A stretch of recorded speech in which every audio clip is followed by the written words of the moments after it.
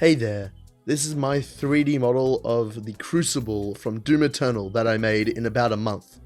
Let me just also preface, I've never played this game, I just made it because why not, it looked cool. So first I did some research and I grabbed the concept art from the official game. Actually, that is probably all the research I did, yeah.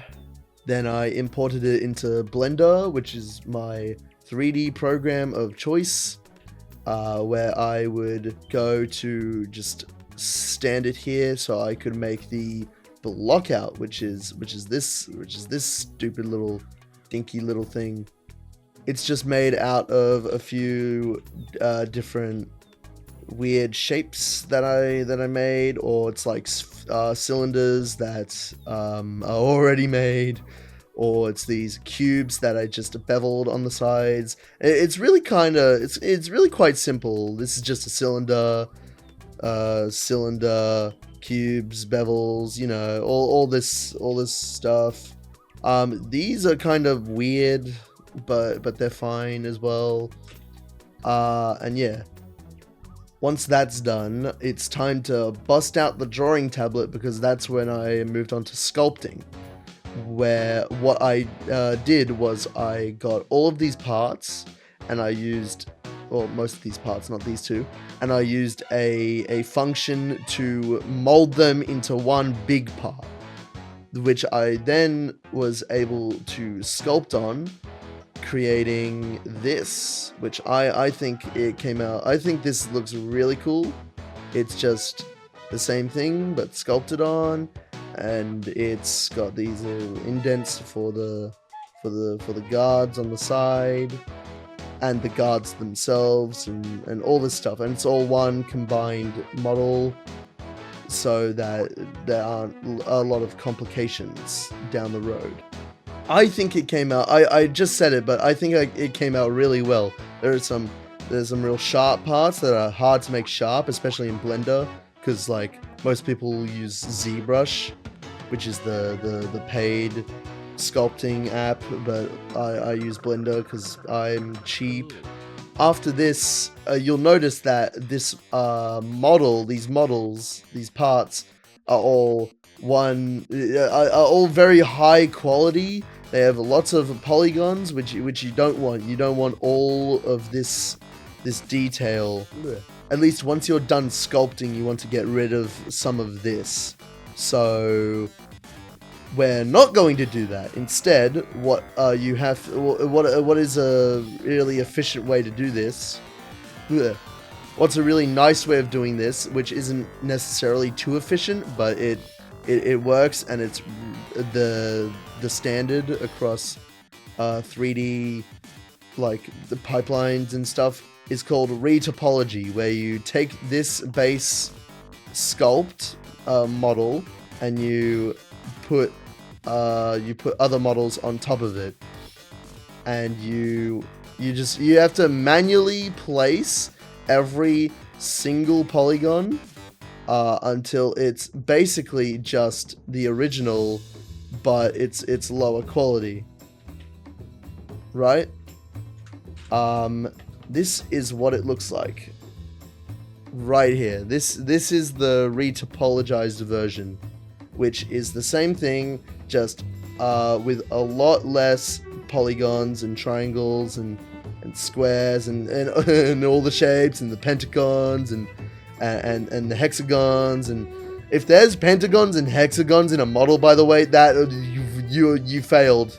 There should not be those. Those should not be in a model. You might be wondering, wait, that's low quality now. How do you get all those details back from the sculpt? Like how are you gonna get this icon on there? Or why do these not have depth or basically anything in the retopologized version? It's just a bunch of lumps. Well, that's where baking the detail comes in. So now this is where we go into Substance Painter or another like texturing software, or Blender. Blender can do it too, but Substance Painter is just better at it. So we have this model here, and we go into this menu called the baker. This is where you bake it like a pie or a cake or whatever other pastries that can be baked. And we grab the original high poly sculpt model onto it, and then we make sure some settings are checked, and then we press bake, and I'll be back when it's done. Alright, it's baked now, so when I go back to the normal view, look at that! The quality is back! Whoa, that's crazy! How did this happen? You might be wondering, what bewitchery is this? It still has the same amount of squares, but it's higher quality. Whoa, what? That's crazy. Well, that's to do with this cool texture called the normal map, and I won't get into it, but it does some cool things, and it makes it look better.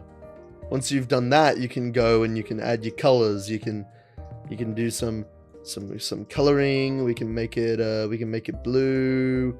We can give it some cool textures like some dirt. Do you want dirt? We got dirt. Look at this. This is cool, huh?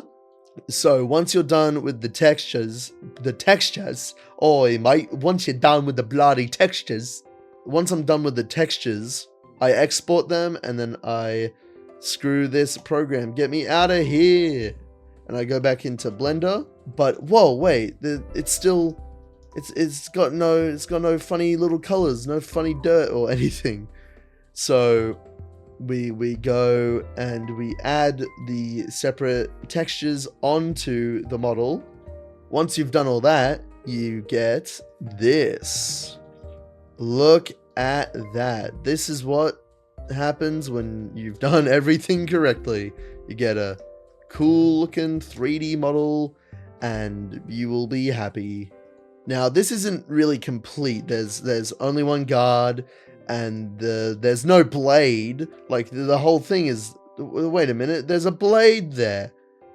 So once this was done, I went and added that stuff. So we got, let me just hide this. We got the blade here.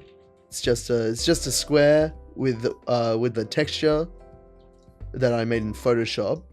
And then we have these cool, we got both guards in, and then we also have this skeleton. This skeleton is for animating, so you can move it around, you can rotate it, you can do whatever, you can make it bigger and smaller, but it also lets you manipulate these smaller things how you want them to be manipulated. And there's this one big one for the blade, but you don't really need to move the blade, it'll just look weird. What this is for is so I can shrink it down so it's like it's turned off. So if I, no, wrong one, there we go. If I do that, it's like, whoa, wait, where did the blade go? It disappeared. And that you can see in the animation that I showed at the beginning. That's how that's happening. So you might wonder, Nathan, wait, how do we get that animation? Well, I will leave this file and then we go to another one. This is the file I use for my animation. It's just in a separate file to keep things neat, but it also is a smaller size. So if I wanted to move it places or do things, it works. It's fine. So here I would go and manually like animate this whole sword doing whatever I wanted it to do. In this case, it floats up and down, and then it opens, it keeps floating up and down, keeps going, then it closes, and then it keeps going, and it's just a loop. And it just keeps going forever. You can keep it looping. It's so cool, I like it.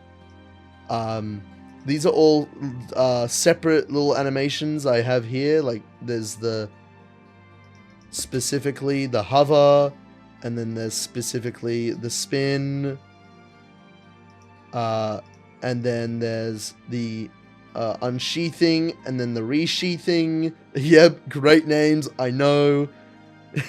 And when they're put together, they all work together, and they're cool, and they're awesome. I should probably be in material mode so you can see it all together with the actual materials.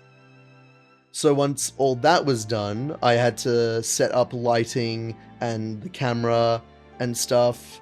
But once that was all over and done with, I just had to go up here and I render animation and bam, it's done. But it also took like an hour to actually render. But in the end, this is how it looks. And I think it came out super well.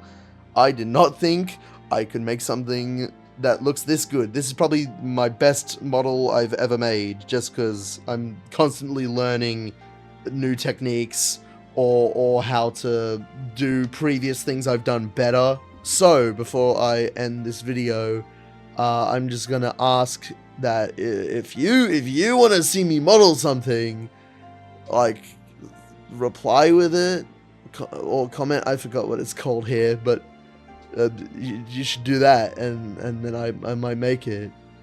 It's also a bit better than putting a thing on my story, because then I have to make sure to keep a screenshot. Like that first one I did, like I still have the screenshot. I just kind of took a month to make this. So there's also Sketchfab, where I actually uploaded this model. It's a bit glitchy because it didn't really like it, but it's completely fine. You can view it in the browser. It's kind of cool. You can watch the animation in real time.